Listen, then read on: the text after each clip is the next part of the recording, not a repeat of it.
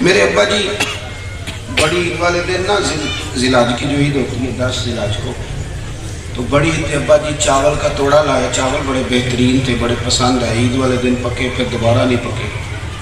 اماں جی نے کوئی اور ٹوٹا شوٹا پکا دیا. غصے ہو گئے، کہنے لگے وہ چول کتنے نے جڑے میں عید تے آندے سن. توجہ ہے میری بات؟ وہ چاول کدھر گئے؟ دیکھیں نا کچھ لوگ ایسے ہوتے ہیں. میں نے کہا جو سادے ہیں، والدہ سادی ہیں، والد صاحب سادے، وہ چاول کتنے گیا جڑے میں عید تے آندے سن.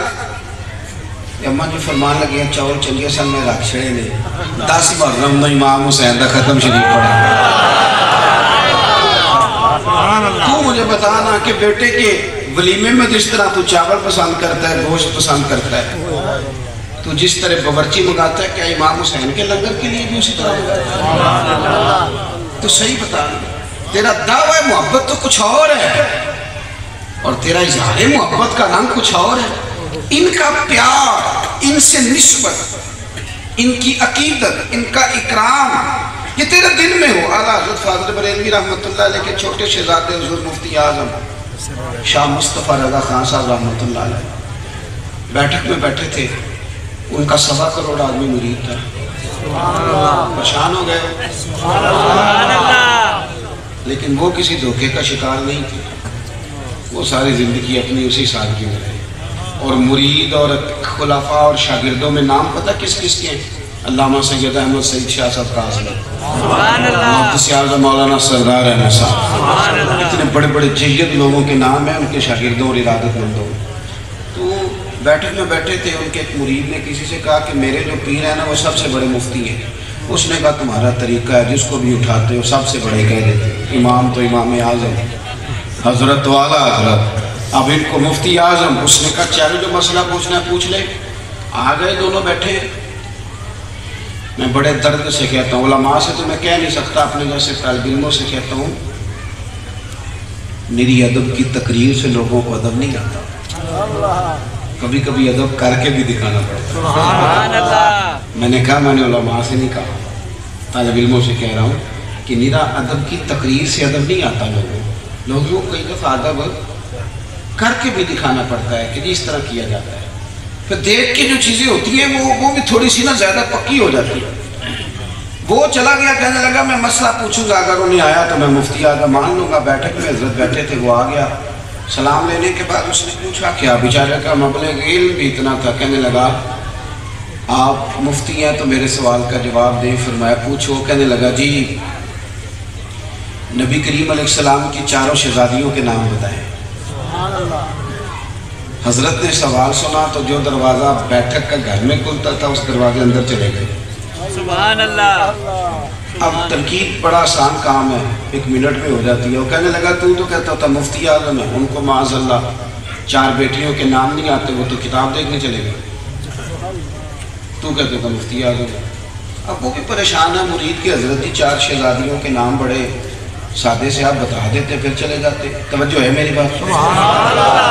تھوڑی دیر گزری تو حضور مفتی اعظم واپس تشریف لائے تو داڑھی سے پانی کے قطرے گر رہے تھے.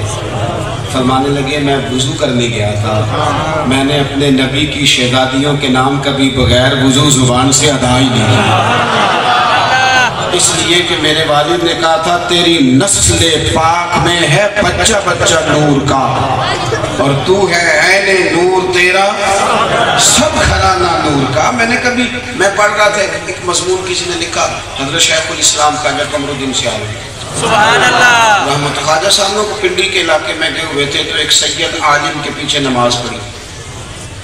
ان نماز کے بعد علماء کو پتہ چلا کہ کوئی ایسی واضح غلطی ہو گئی ہے کہ نماز تو ہوئی نہیں.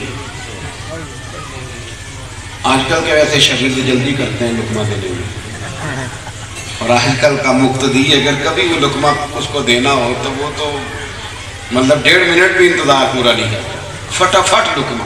مولوی بھول گیا، ایسے لگتا ہے جیسے مبارکباد کا ٹائم آ گیا، فٹافٹ کرو.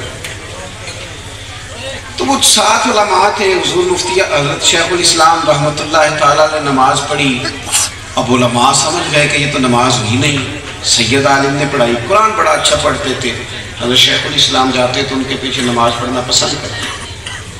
نماز مکمل ہونے پہ علماء پریشان تھے، اب لقمہ کیسے دیں.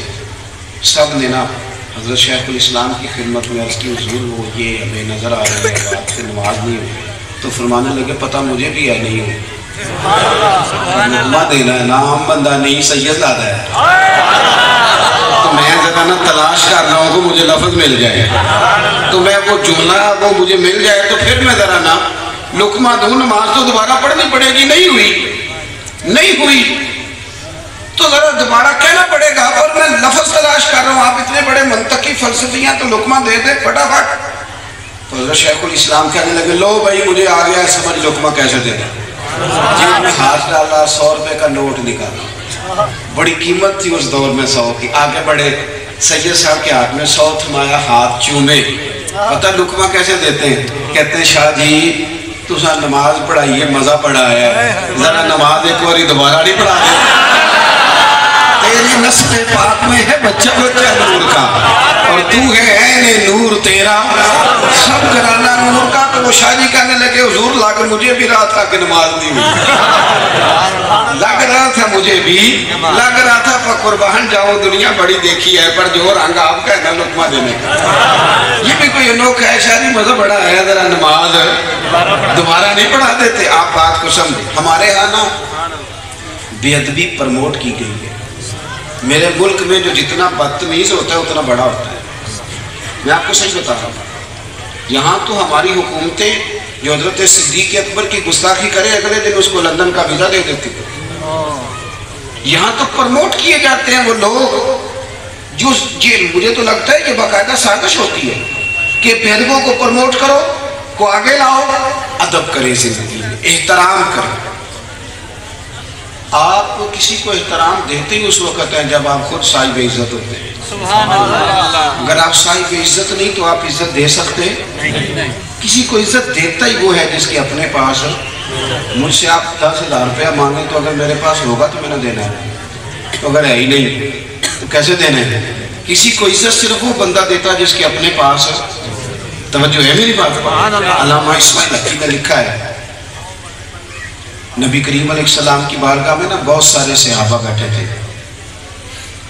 اور حضرت صدیق اکبر رضی اللہ تعالیٰ عنہ حضور کے پہلو میں بیٹھے تھے، وہ آج بھی تو حضور کے پہلو میں ہی ہیں۔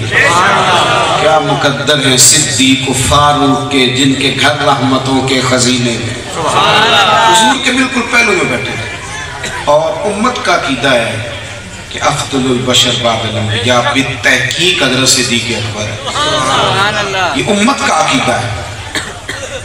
ان کو بھی پتا تھا کہ یہ شان ہے میری، جانتے تھے، لیکن کیا کسی کوٹ کے ملنے سے بندے کی اپنی شان کم ہو جاتی ہے؟ اس کی تو بڑھتی ہے۔ حضرت صدیق اکبر اس امت میں نبیوں کے بعد سب سے افضل ہے، لیکن علامہ اسماعیل حقی نے لکھا ساری محفل میں نا سب لوگ بیٹھے تھے، حضرت صدیق اکبر حضور کے بالکل پہلو میں تھے، اچانک مولا علی شیر خدا ہوتا، اچانک شیر خدا آئے۔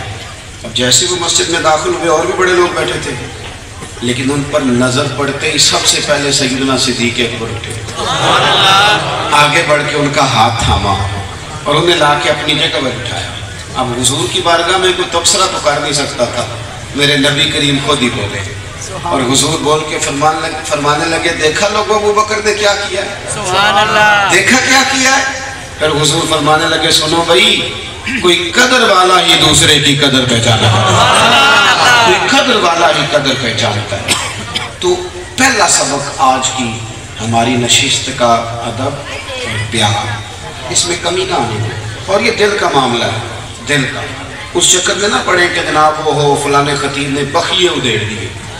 یہاں تو سید العقیدہ لوگوں کی اسٹیج سے بھی لوگ اب بعض اوقات تکلیف میں آ جاتے ہیں کہ یار تو کیا کہہ رہا ہے، تو وہ بات کر جو سارے اکابرین کرتے تھے، تو انوکھی بات کرنے کے لیے کیوں شروع ہو؟ عزیز بھائی پیار کریں، اور یہ آپ نا اپنی طبیعت نہ کبھی بھی خراب کرنا۔ بندہ اس کے پاس کبھی نہیں بیٹھتا جو اماں کا مخالف ہے، اس کے پاس کبھی نہیں بیٹھتا جو ابے کی غیبت کرتا ہے، تو آپ ان کے پاس کیسے بیٹھ جاتے ہیں جو صحابہ اور اہل بیت کی غیبت کرتے ہیں؟ کیسے بیٹھ جاتے ہیں؟ خبردار بچے۔